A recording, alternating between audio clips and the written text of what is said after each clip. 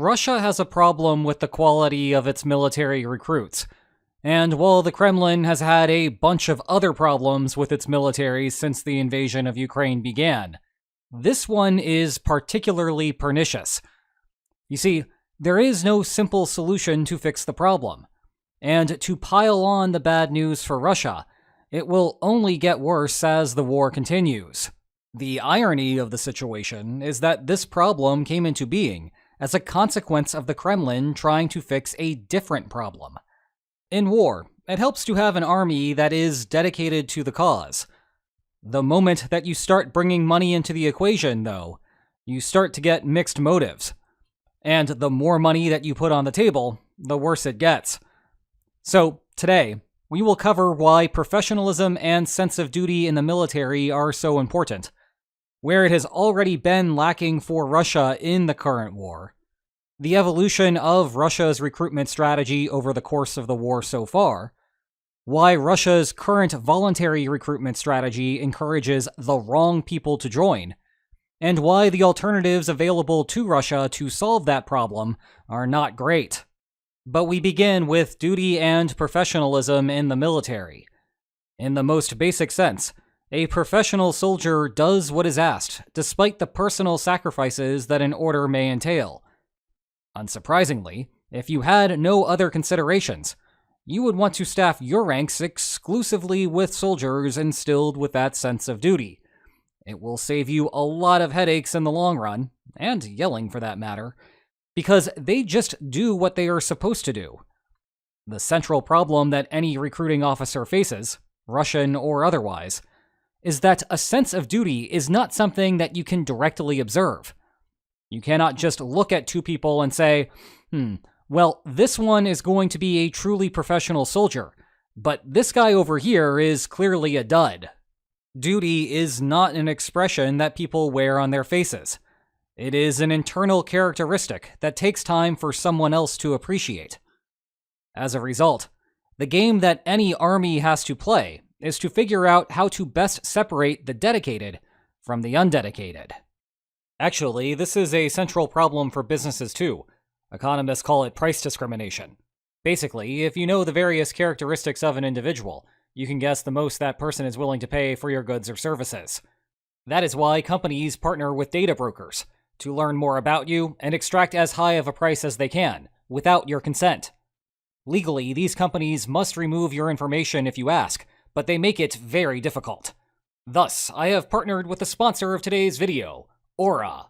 Aura does the hard work of removing your private information for you. They are a one-stop shop to protect your personal information, give you a secure VPN, monitor your identity 24 hours a day, 7 days a week, send you real-time fraud alerts for credit and banking, every layer of protection in just one app.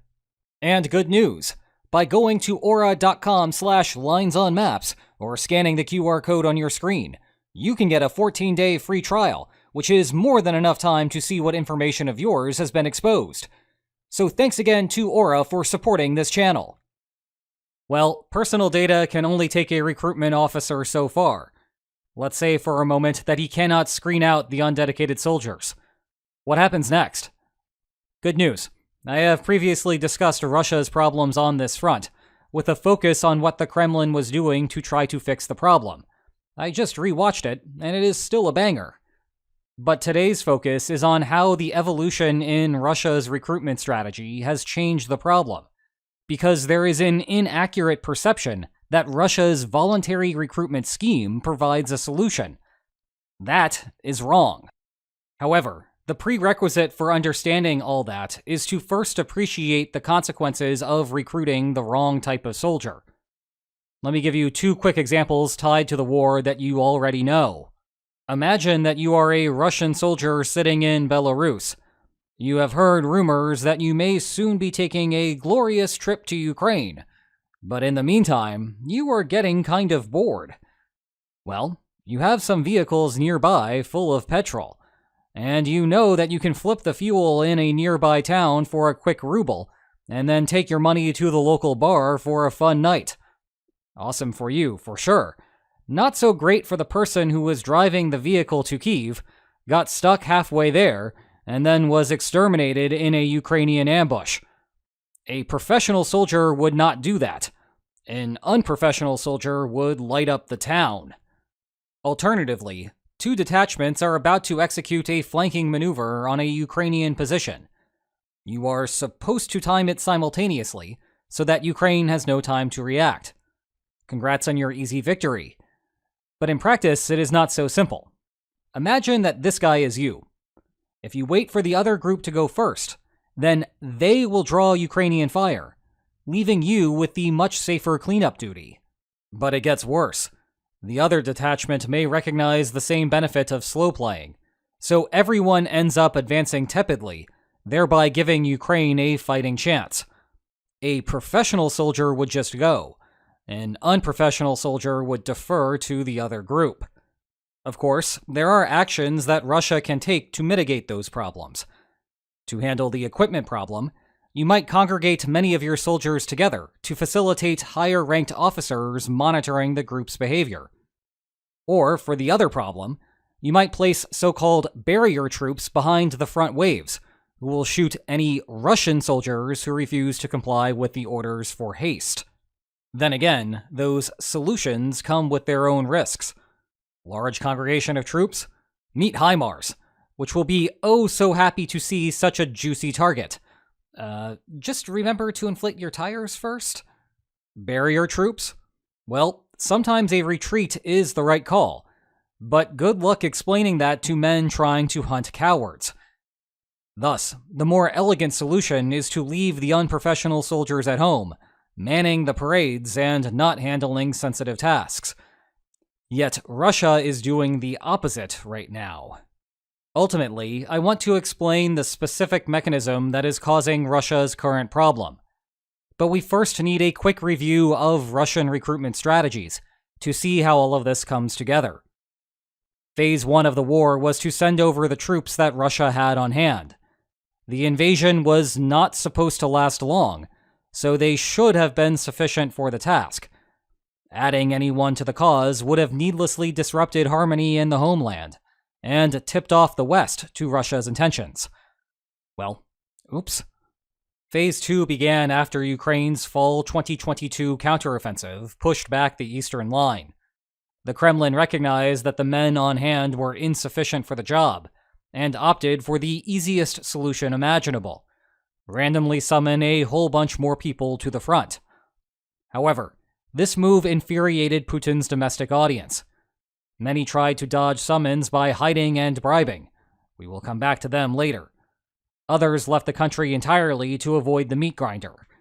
And thus we moved into Phase 3, where Russia recruits voluntarily. Draft offices set a wage, and then increase the wage until they attract enough recruits to fulfill their quotas. Simple enough. And also great for reducing revolutionary motives. The cost of war was now socialized across the entire population in the form of higher explicit and implicit taxes. But no one was risking their lives unless they thought that their wage was adequate.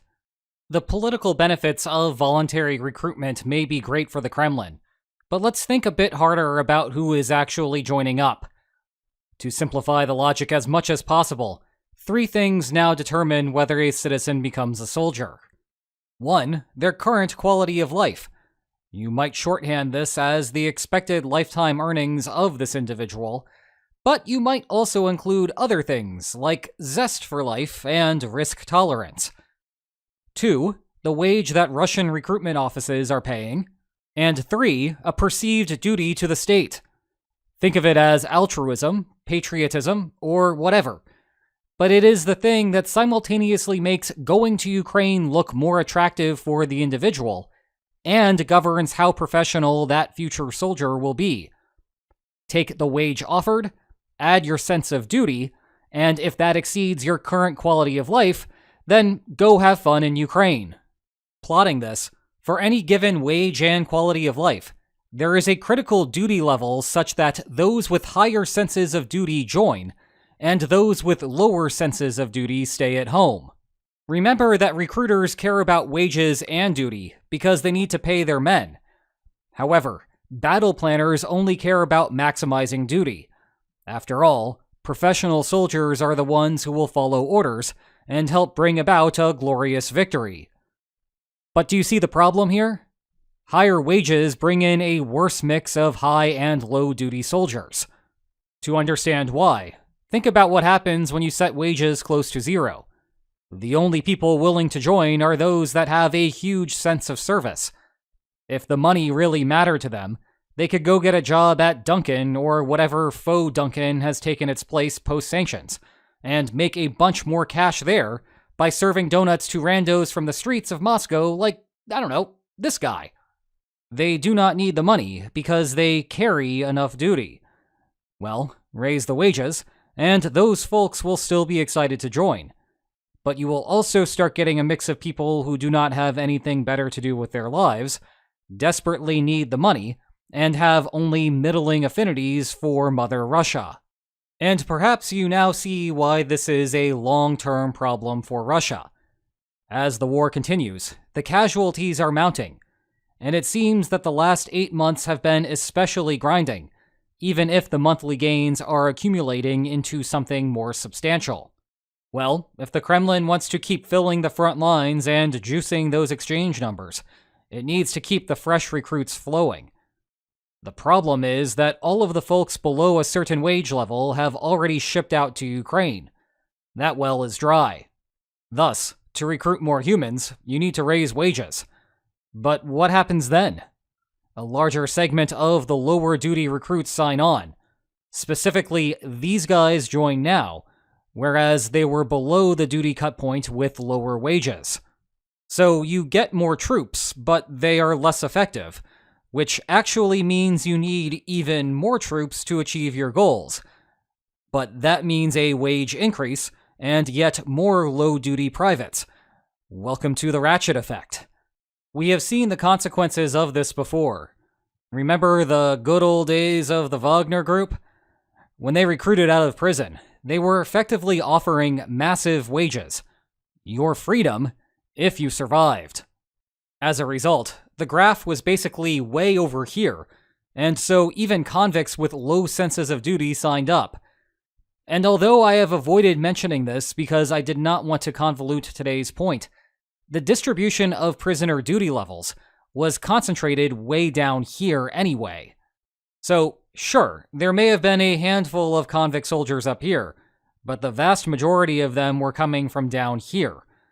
It turns out that they were bad soldiers, and so Russia had to jump through a whole bunch of hoops to keep them on task. Now, Russia's current government position is nowhere near that bad, but it will get worse over time. And not that Ukraine needed to hear this, but it is a hidden reason why maintaining high opposing casualty figures is important. Finally, let's discuss the alternatives that Russia has at its disposal. One option is to revert back to forced mobilization. Ironically, the duty incentives are flipped here. If implemented faithfully, you would get a smattering of all segments of society, and a decent range of committed versus uncommitted conscripts. But that is not how things work in Russia. No, the system is corrupt. If you do not want to be deployed, a sufficiently large bribe can buy you out of your service. Okay, well, think about the type of person who will bribe their way out. You still have that current value of your status quo life. You also have a sense of duty. The wage, though? That is gone. We are no longer thinking about voluntary recruitment. And, actually, to maintain the status quo, you now have to pay the proper bribe. Thus, the people that end up going are those who simply cannot afford the bribe, but critically also those with a relatively high sense of duty. It completely flips the perverse incentive structure that offering a competitive wage introduced.